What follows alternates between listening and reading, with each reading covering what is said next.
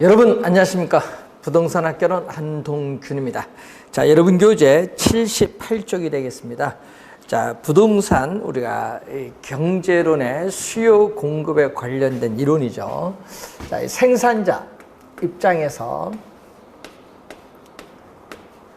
이 생산자 입장에서는 우리가 물건을 팔고자 하는 게 바로 공급이 되겠죠. 공급. 그리고 이 소비자 입장에서 우리가 사고자 하는 게 바로 수요죠. 수요. 자, 그래서 여러분이 이 공급과 수요가 만나는 장소가 바로 어디예요? 시장이죠. 시장. 자, 생산자의 공급과 소비자의 수요가 만나는 장소가 바로 시장인데, 이 시장에서 우리는 가격이 결정이 되죠. 자, 이 관계에 있어서 우리가 수요에 관련돼서 한 두 문제 출제를 하고, 공급에서 한 문제, 가격 결정에서 한 문제에서 네 문제가 우선 수요 공급에서 출제를 하죠. 그리고 부동산 경기 변동과 거미집 이론에서 한 문제 정도 출제가 돼서 여러분이 이 챕터, 부동산 경제 이론 챕터에서는 다섯 문제가 출제가 예상되고 있다. 이렇게 보시면 되겠습니다. 자, 그러면은 이 소비자 입장에서 우리가 바라보는 수요. 자, 이 소비자 입장에서 바라보는 우리가 수요의 개념은 어떻게 되냐. 자, 여러분 수요와 수요량은 우리가 다른 용어라는 걸 우선 염두에 두시면서, 자, 수요를 우선 보면은 일정 기간에라는 말이 나오죠. 일정 기간에. 자, 이 기간 개념이 들어갑니다. 일정 기간에. 자, 일정 기간에 물건을 구입을 할 수 있는 능력을 구매력이라고 하죠.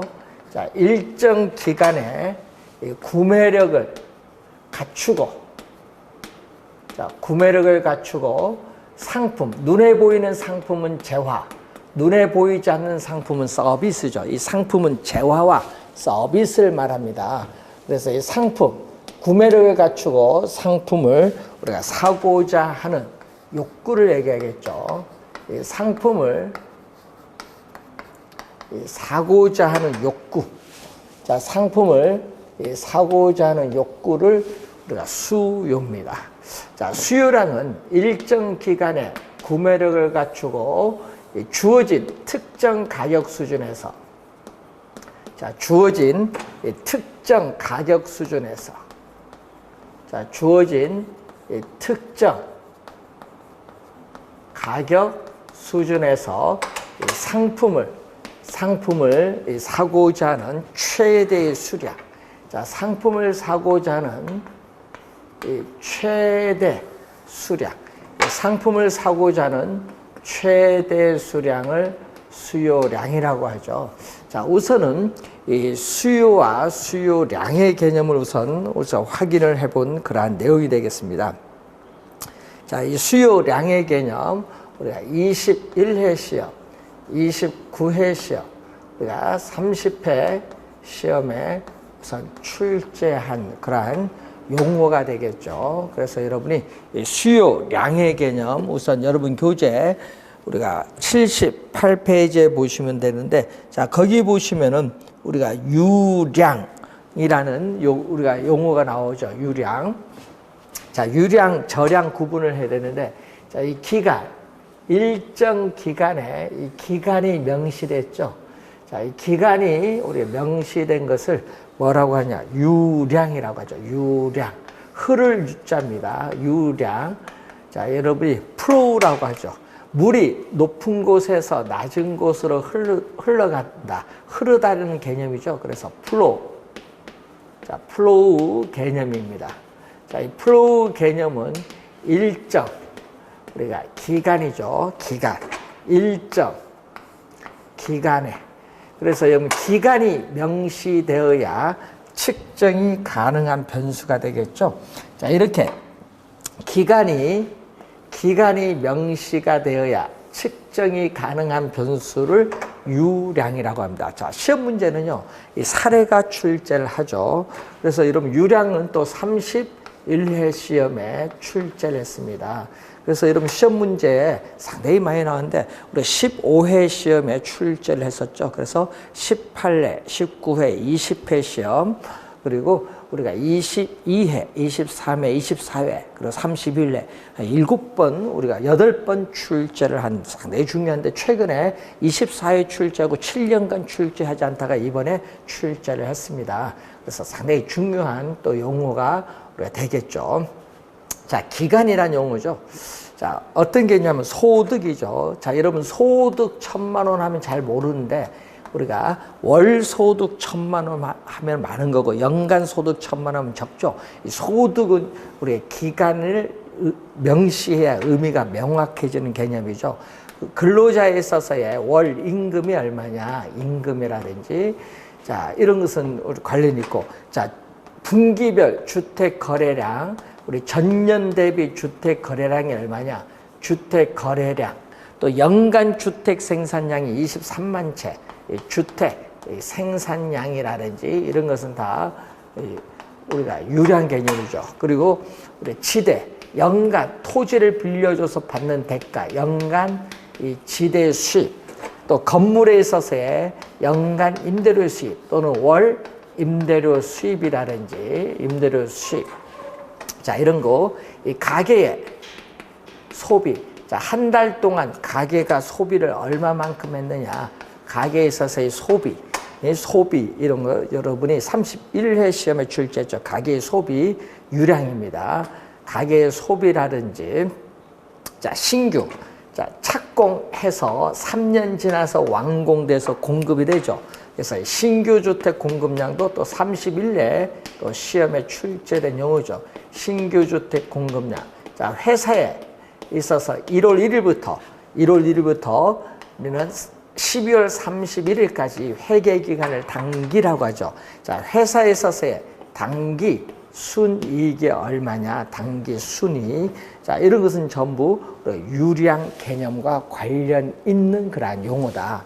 자, 이 유량에 대해서 우리가 또 알아둬야 될 용어가 바로 저량이라는 용어죠. 저량. 자, 이 저량은 스톡이라고 하죠. 스톡. 자, 스톡 개념입니다. 이 저량은 이 스톡 개념입니다. 그래서 여러분 저수지에 고여 있는 물이나 이 댐 안에 있는 물은 흘러가지 않고 멈추어져 있듯이 시간도 우리가 정지되어 있는 상태를 얘기해요. 그래서 이것을 시점으로 표현합니다. 일점, 우리가 시점에라고 하죠. 그래서 시점이죠. 이 시점이 명시되어야 측정이 가능한 변수가 저량이 된다. 저량. 그래서 저량에는 우리가 시점이니까 현재 시점, 우리나라 국가의 재산, 국부가 얼마냐? 현재 시점 우리나라 인구가 5,100만 명, 인구 규모, 인구라든지 자, 여러분이 또 31회 시험에 출제된 용어죠. 현재 시점 우리나라에 풀린 총 돈이 얼마냐? 통화량, 네? 통화량이라든지 자, 현재 시점 전국의 미분양 주택의 수가 얼마냐? 주택 재고량. 현재 시점 우리나라에 있어서의 주택 보급률 103%. 현재 시점 주택 보급률 저량 개념이죠. 자, 현재 시점 우리나라 가계에 있어서의 부채가 1,700조. 가계에 있어서의 부채라든지 우리는 가계에 있어서 우리는 부채, 자산, 예? 부채, 자산 이런 거이죠. 또 기업의 자본금이 얼마냐? 자본금, 자본 총량. 자, 그러면 31회 시험에 또 자본 총량이 또 출제했었죠. 자, 기업의 현재 시점의 자본금이 얼마냐? 자본 총량. 이런 것은 우리가 저량 개념입니다. 저량 개념. 예? 그래서 이런 게 많죠. 현재 시점, 토지 가격, 현재 시점, 토지 가격, 주택 가격이 얼마냐? 현재 시점. 시점에 대한 얘기죠. 현재 시점 뭐냐? 이런 건 전부 우리 저량 개념입니다. 그래서 유량과 저량 개념을 우리가 구분을 해 주셔야 되는데, 31년은 유량을 출제했고, 24회는 또 저량 변수 찾는 걸 출제했고요. 같이 또 묻는 것도 22회 시험에 출제했는데, 시험에 하여튼 자주 출제가 되는 용어라는 걸 염두에 좀 두시면 되겠죠. 자, 그러면은 여기서 구매력을 갖췄다. 자, 이 구매력을 갖춘 것을 말하죠. 구매력을 갖춘 수요를 유효, 수요라고 하죠. 자, 실질적인 구매력을 갖춘 수요를 말합니다. 실질적인 구매력을 갖춘 수요를 유효 수요인데, 이 부동산을 이 구매할 의사, 살 의사를 욕구라고 하는데, 이 살 의사도 있고, 이 부동산을 구입을 할 수 있는 뭐도 가지고 있어야 된다? 지불 능력도 있어야 된다. 이 지불 능력과 관련해서 우리는 지불 능력은 구매력이라고 하죠. 이 지불 능력, 구매력도 있어야 되는데, 자, 24회 시험에 지불 능력이 없다고 출제를 했죠. 지불 능력은 우리가 있는 그러한 내용이 되겠습니다. 그래서 유효 수요는 우리가 뭐죠? 살 의사와 지불 능력을 모두 갖춘 수요를 유효 수요라고 한다. 유효 수요. 자, 유효 수요에 있어서의 이러한 개념을 우선 또 확인을 한번 해보시기 바라고. 자, 다음은 요 사고자 하는 욕구가 나오죠. 사고자. 자, 이 사고자 하는 것은 사전적 개념이다. 사전적. 사후적이 아니라 사전적 개념. 네? 사후적 개념이 아니라 사전적 개념으로서 우리는 사고자 하는 의도된 양을 의미한다. 사고자 하는 의도된 양을 의미하고요. 실제로 구매한 양을 말하는 게 아니다. 실제로 구매한 양을 말하는 것은 아니다. 자, 실제로 구매한 양, 그것은 30회 시험에 또 출제를 한 거죠. 실제로 구매한 양이 아니라 의도된 양이다. 자, 여러분, 사고자는 의도된 양이 10개인데 실제로 구매한 양이 10개가 될 수도 있고 5개가 될 수도 있습니다. 그래서 의도된 양과 실제로 구매한 양은 같을 수도 있고 다를 수도 있다. 같을 수도 있고 다를 수도 있다는 것을 우선 기억을 좀 우선 해 두셔야 되겠습니다. 자, 수요에는 자, 이런 의미가 숨어 있다는 걸 기본적으로 기억을 해 두시면서 한번 확인을 해 보시기 바라고. 자, 여러분 교재에 있어서 우리가 우리가 관련해서 9페이지에 부동산 수요의 특징이 나오는데, 부동산 수요는 우선은 일반 상품에 비해서 자, 우선은 가격이 비싸요. 고가의 상품입니다. 부동산은 고가의 상품이기 때문에 부동산을 구매하는 자금 모으는 데 시간을 오래 걸린다는 특징을 가지고 있습니다. 그리고 부동산 시장에서 수요가 거의 없다. 전무하다고 할지라도 이 부동산에 대한 임대 능력, 담보 능력이 있기 때문에 부동산 가격은 일정 수준 이하로 하락을 하지 않는다는 하방 경직성의 특징을 가지고 있죠. 그래서 80페이지에 6번 지문이 있고 또 7번이 나오죠. 일반 상품은 표준화가 되어 있기 때문에 전국에 어디에서 소비해도 관계없어요. 획일화된 수요지만은 부동산은 개별성의 특성이죠. 모든 부동산은 다 다르다. 개별성의 특성으로 인해서 차별화된 수요의 유형이 나타난다는 특징을 가지고 있습니다. 자, 부동산 우리가 수요의 분류를 보시면은 자, 유효 수요. 자, 유효 수요와 잠재적 수요가 있죠. 자, 유효 수요와 잠재적 수요가 있는데, 부동산을 구매할 의사, 살 의사는 유효 수요와 잠재적 수요 둘 다 가지고 있지만은 이 부동산을 우리가 지불할 수 있는 능력, 이 부동산을 지불할 수 있는 능력이 우리는 유효 수요는 있지만은 잠재적 수요는 없죠. 그래서 결국 뭐의 차이가 있다는 얘기죠? 이 지불 능력의 차이가 있죠. 이 구매할 의사와 지불 능력을 갖춘 수요를 유효 수요인데, 잠재적 수요는 현재는 유효 수요가 아니다. 왜? 지불 능력이 없기 때문에 현재는 유효 수요가 아니지만 가까운 미래 조만간 유효 수요가 될 수 있는 예비적 상태의 수요를 잠재적 수요다. 그래서 살 의사는 있지만 지불 능력이 없는 게 잠재적 수요라고 봅니다. 자, 그러면은 또 우리가 아파트 시장에서 소비자들이 아파트에 대한 수요가 증가하죠. 자, 소비자들이 아파트 시장에서 아파트에 대한 수요가 증가하는데 이게 제일 먼저 나타나죠. 1차적으로 나타난다. 프라이머리라고 하죠. 프라이머리 디맨드.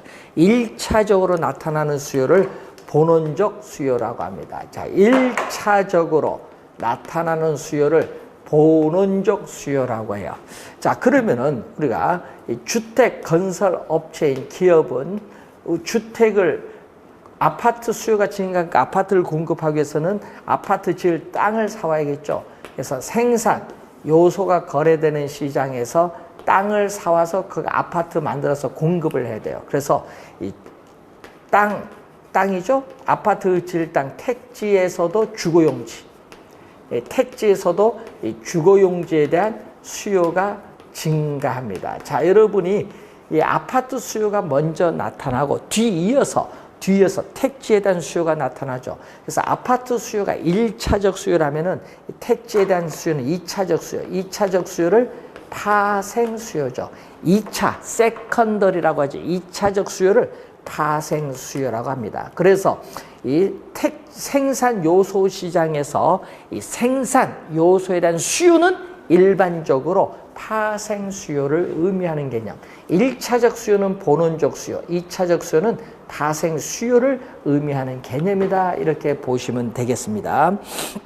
자, 여러분 교재 81페이지에 보시면은 우리가 수요의 법칙이 나오죠. 자, 수요의 법칙을 보시면은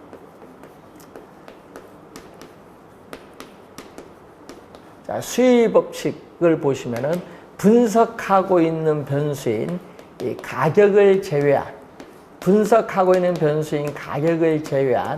다른 조건들은 아무런 변화가 없다. 일정, 불변이죠. 단지 이 가격만 변하죠. 자, 가격이 오릅니다. 자, 여러분 월 소득 300만 원은 변화가 없는데 어떤 상품의 가격이 오르면은 비싸니까 소비자는 안 사죠. 비싸니까 안 사니까 이전보다 소비가 줄어들어요. 그래서 이전보다 소비자들의 수요량이 줄어듭니다. 가격이 하락을 하면 싸죠. 가격이 하락하면 싸니까 소비자들은 삽니다. 비싸면 안 사고 싸면 산다는 얘기죠. 가격이 하락을 하면 싸니까 소비자들은 상품을 사니까 이전보다 수요량은 증가합니다. 이렇게 가격과 수요량 사이의 관계, 화살표의 변동 방향을 보면 되겠죠. 가격과 수요량 사이의 관계에 있어서 화살표의 변동 방향을 보면은 이렇게 반대로 변동하죠. 반대로 변동할 때를 우리가 뭐라고 하죠? 마이너스. 화살표, 경제 이론에서 화살표의 변동 방향이 반대로 변동할 때를 우리는 마이너스라고 하죠. 마이너스를 뭐라고 하죠? 음이라고 해요. 마이너스, 음이라고 하는데 음의 관계 또는 화살표가 반대로 변동한다고 해서 역관계 또는 반비례 관계로 하죠. 음의 관계, 역관계 또는 화살표의 변동이 반대로 변동하는 것을 반비례 관계라고도 합니다. 그래서 반비례 관계, 음의 관계, 역관계라는 그러한 내용이 여러분은 기억을 해두시면 되겠고, 자, 여러분 교재 82쪽에 보시면은 수요의 곡선이 나오죠. 자, 이 수요의 법칙을 직교 평면 좌표상에 이렇게 직교 평면 좌표상에 그래프로 나타낸 것을 우리가 수요 곡선인데, 자, 이 가격은 우리가 프라이스 P로 표현하고 이 수요량은 우리 QD, D가 수요 표시죠. QD라고 표현합니다. 자, 커피 가격이 10,000원일 때 소비자들은 우리가 하나를 소비해요. 10,000원일 때 한 잔을 소비합니다. 이 점이 되겠죠. 근데 가격이 5,000원이 된다. 커피 한 잔의 가격이 5,000원일 때는 석 잔을 소비한다. 5,000원일 때는 나는 석 잔 마시겠다. 이 점. 자, 근데 커피 가격이 2,000원이다.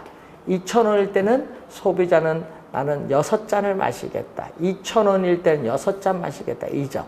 이러한 커피의 가격과 커피 수요량 사이의 대응 관계를 나타낸 것을 수요라고 해요. 자, 여러분 커피 가격과 커피 수요량 사이의 대응 관계를 나타내는 것을 수요라고 하면요. 수요량은 예를 들어서 5,000원일 때 커피 특정의 가격 수준, 커피 가격 5,000원일 때 나는 최대 석 잔 마시고 싶다. 최대 석 잔 마시고 싶다.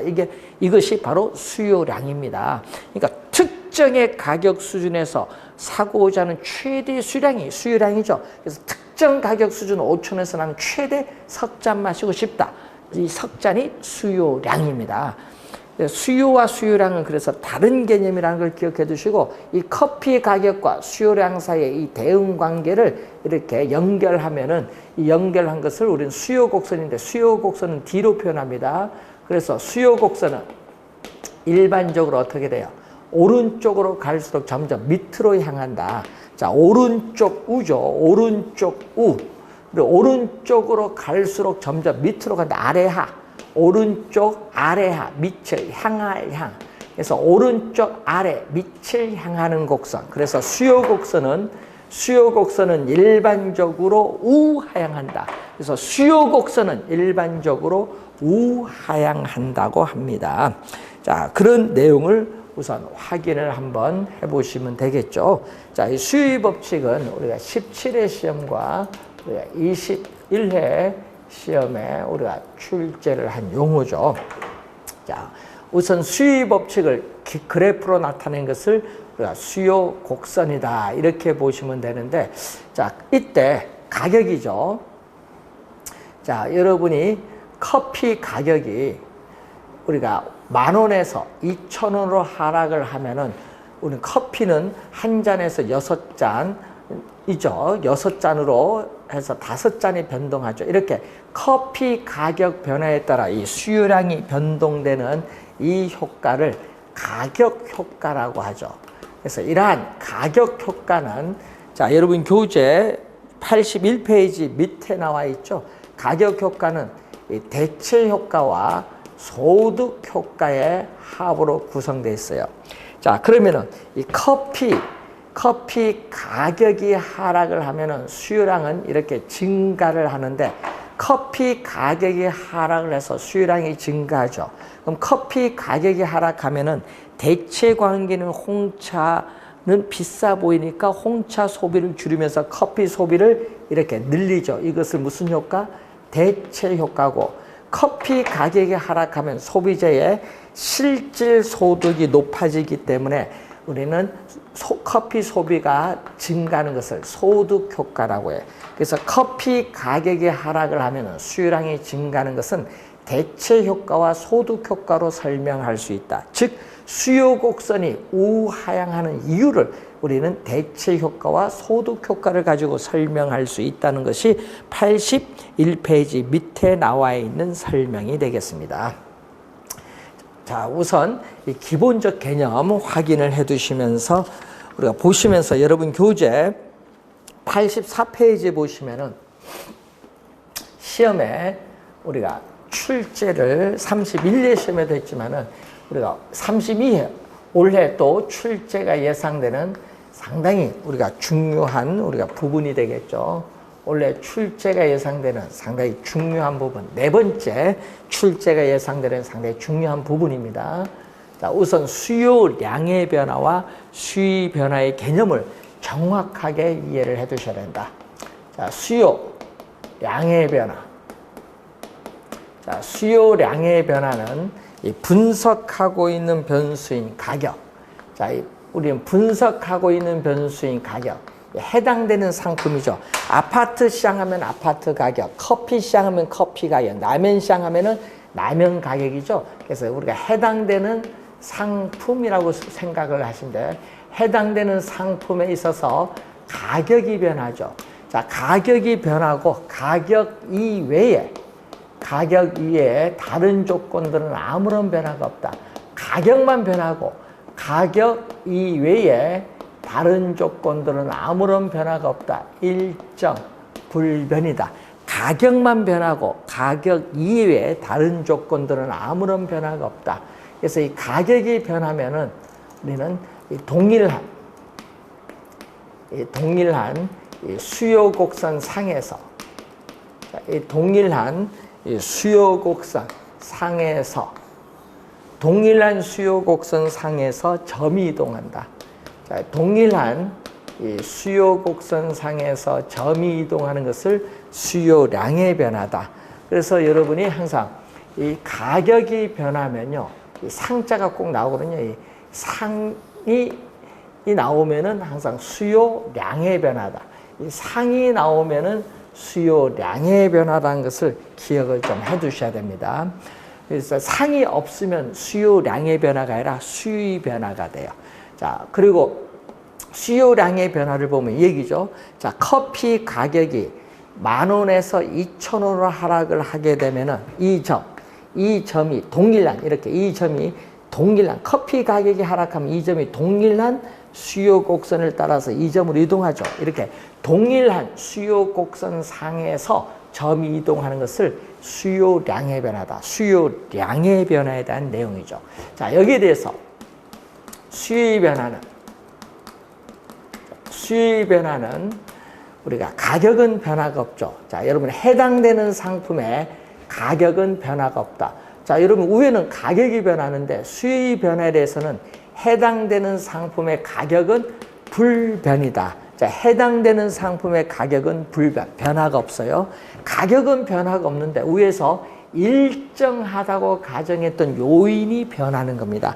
가격은 변화가 없고 가격 이외의 요인, 가격 이외에 다른 조건이 변하는 거예요. 가격은 변화가 없고 가격 이외에 위에서 일정하다고 가정했던 조건이 변하는 거죠. 그래서 가격 이외에 요인이 변하면은 수요 곡선 자체가 이동한다. 수요 곡선 자체가 이동하는 것을 수요의 변화라고 합니다. 자, 수요의 변화. 자, 여러분이 시험 문제에 많이 출제를 하죠. 수요량의 변화, 뭐 우리 29회 시험에 나왔죠, 개념.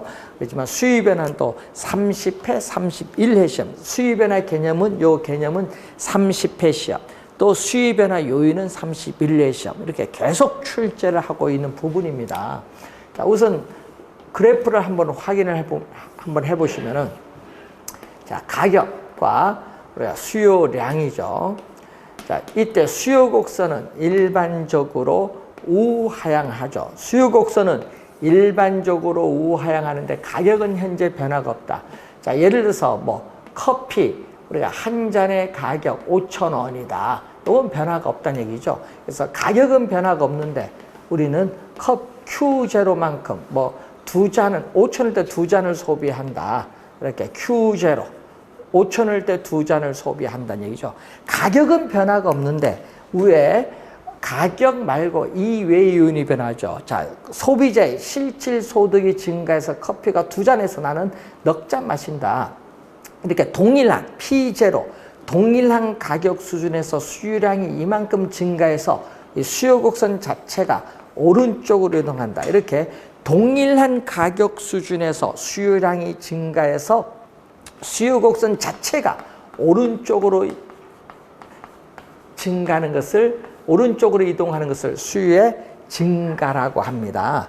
자, 소비자의 우리가 선호가 줄어들어서 동일한 가격 수준에서 수요량이 줄어들죠. 수요량이 줄어들어서 수요 곡선 자체가 왼쪽으로 이동하는 것을, 수요의 뭐라고 한다? 감소라고 하죠. 자, 여러분 17회 시험은 요 그림을 출제를 했었고요. 그리고 작년에는 또 박스를 이용해서 수요의 감소 요인을 찾는 문제를 출제했습니다. 그래서 우선 그림도 정확하게 기억을 해 두셔야겠죠. 수요 곡선 자체가 우측, 오른쪽으로 이동하면 수요의 증가고, 수요 곡선 자체가 우리가 왼쪽, 좌측으로 이동하면 수요의 감소라는 것을 우선 기억을 좀 우선 해두시면서, 자, 여러분 85페이지에 수요의 변화 요인이 나오죠. 자, 이 수요의 변화 요인이 어떻게 되느냐? 수요의 변화 요인. 자, 수요 곡선 우리가 자체를 이동시키는 요인, 이 수요의 변화 요인은 우리가 어떤 형태가 되느냐 얘기죠. 자, 여러분이 명목소득이라는 게 있죠. 자, 여러분이 한 달에 통장에 한 달에 통장에 400만 원이 들어온다. 자, 이것은 임금 인상하기 전까지 1년 동안 매월 우리 400만 원이 들어오는 것은 명목소득이에요. 그러니까 우리 화폐로 표시된 명목소득 400만 원은 변화가 없어요. 그런데 이 시장에서 TV 한 대의 가격이 벽걸이 TV 한 대의 가격이 100만 원이다.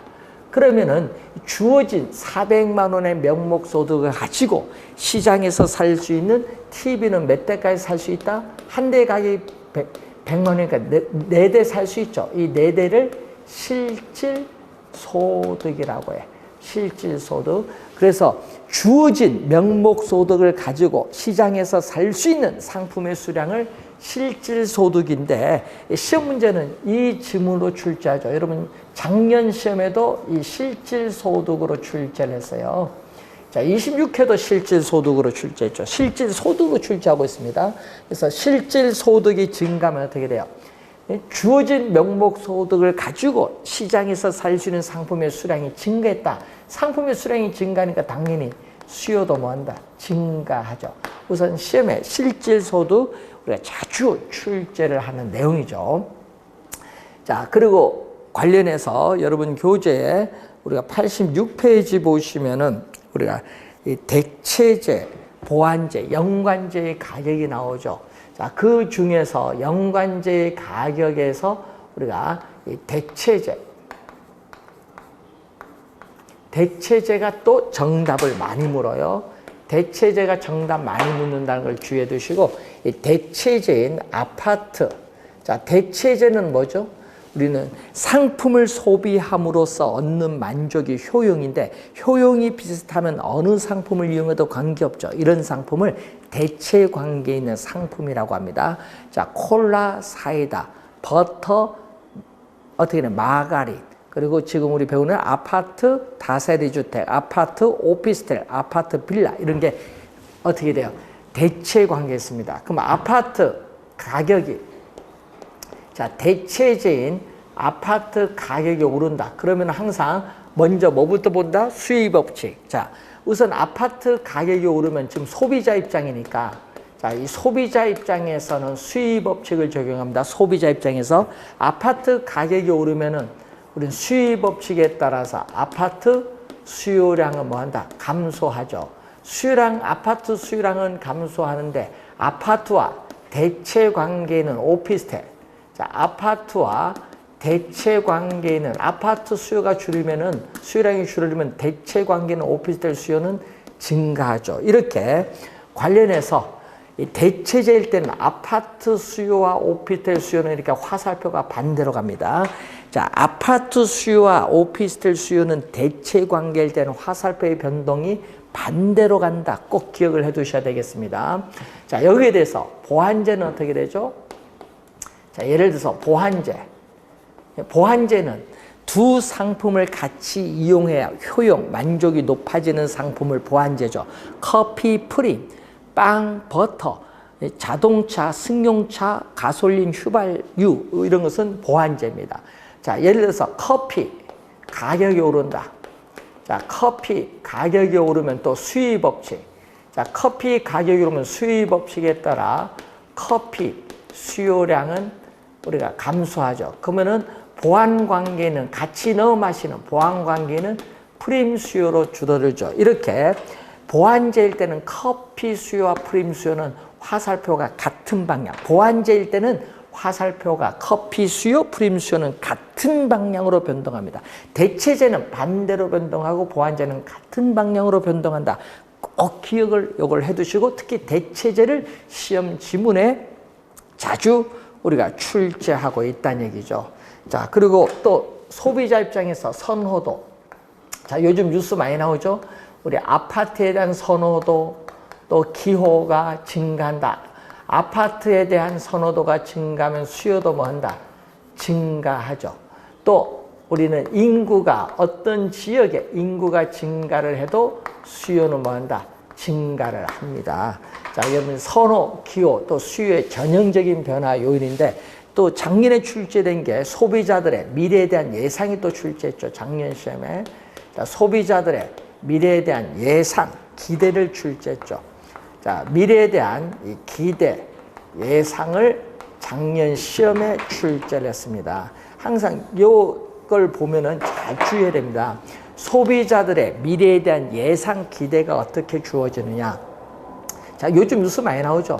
우리 아파트 가격이 오를 것이다, 상승할 것이다, 기대한다. 그래서 여러분 중요한 아파트 가격이 우리가 상승할 것이라 기대된다. 그래서 여러분 조만간 아파트 가격이 오를 것이라 예상, 기대되면 현재 싸죠. 현재 시점 아파트 가격이 싸니까 현재 시점 아파트를 사고자 하는 수요는 뭐죠? 증가한다. 최근에 우리 형상을 보면 이런 형상이 많이 나타나고 있죠. 자, 작년에 또 출제를 했습니다. 좀 주의해 두시고 미래에 대한 기대, 예상 작년 31회 시험에 또 출제를 했던 그러한 내용이 되겠습니다. 자, 87페이지 가시면 또 부, 재산이죠. 이 부도 영향을 주죠. 재산, 웰스. 부가 많아지면 그만큼 수요도 증가하지 뭐. 네. 부, 웰스, 재산인데 부가 재산이 많아지면 그만큼 구매력이 높아져서 수요도 증가를 하죠.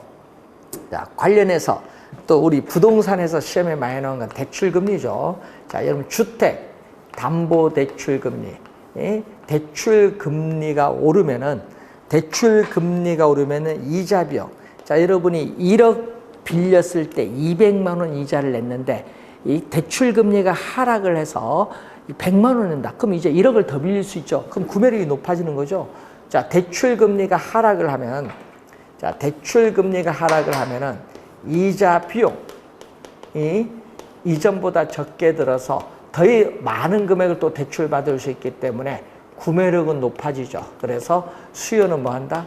증가하죠. 수요가 또 증가합니다. 대출금리가 하락을 하면 또 우리는 취득세나 양도소득세는 거래세입니다. 취득세나 양도소득세는 거래세인데 이 거래세율이 또 어떻게 돼요? 거래세율이 오르면 여러분 거래세율이 인상되면은 소비자 입장에서 취득에 따른 처분에 따른 세금 부담이 높아지죠. 이전보다 세금 부담이 높아지면은 구매력은 낮아지죠. 그래서 수요는 뭐 한다? 감소를 하죠. 감소. 예, 자, 이런 건 두 가지, 요 두 가지는 또 출제를 많이 하는 거예요. 여러분, 금리, 대출금리와 이 거래세율, 세금은 우리 부동산에서 또 수요에서 출제를 많이 하는 그러한 용어가 됩니다. 자, 규제가 있죠. 우리는 거래에 있어서의 규제를 어떻게 됐냐? 우리는 거래에 있어서의 규제를 강화하느냐, 완화하느냐. 투기 지역, 투기 과열지구, 조정 대상 지역을 지정을 하면은 어떻게 규제를 강화하기 때문에 황금성, 거래에 있어서의 황금성이 낮아지면서 수요가 감소해요. 자, 투기 지역, 투기 과열지구, 조정 대상 지역을 해제를 하면은 거래에 따르는 황금성이 높아지기 때문에 수요는 증가합니다. 그래서 이 거래에서의 규제를 강화하느냐, 완화하느냐 또 영향을 우리가 줄 수 있는 그러한 부분이 되겠습니다. 자, 그 내용이 여러분이 관련해서 우리가 87페이지에 또 설명을 하고 있는 그러한 내용이 되겠습니다. 자, 시험 문제 우선은 수요량의 변화, 수요 변화는 우선 32회 시험 또 출제가 예상되는 중요한 부분이기 때문에 잘 정리를 해 두셔야 되겠습니다. 자, 이렇게 해서 수요 이론에 관련된 내용을 우리가 마치고 우리가 다음 시간에는 공급 이론에 관련해서 살펴보도록 하겠습니다. 수고 많으셨습니다.